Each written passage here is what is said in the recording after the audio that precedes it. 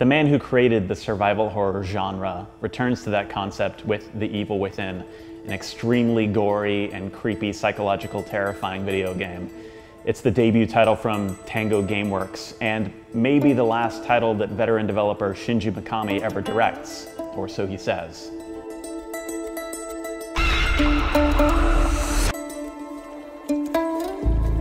The Evil Within shares many of the hallmarks of Resident Evil, the game that Shinji Mikami is probably most famous for.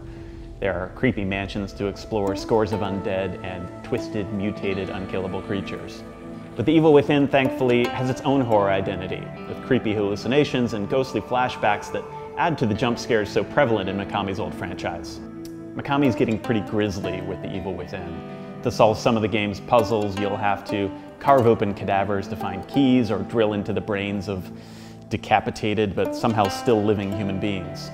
You'll even have to wade in chest-high pools of blood and guts, so the squeamish should definitely not apply. All that gore, however, somehow manages to not feel too gratuitous. It easily fits in with the creepy context of The Evil Within. There aren't many games like The Evil Within these days, and there may be a really good reason for that. The game is playing in a genre that really seems to be enjoyed by a select group of gamers. It's not the prettiest game, and some of the clunkiness present in games like Resident Evil and Silent Hill is prevalent here too. But The Evil Within feels like a survival horror game that's greater than the sum of its imperfect parts. It's hard to tell at this stage what The Evil Within will be. Will it be a return to form for Shinji Mikami and the kick in the pants that the genre needs? Or is it a shambling, decaying thing that once had life and now really just needs to be put down?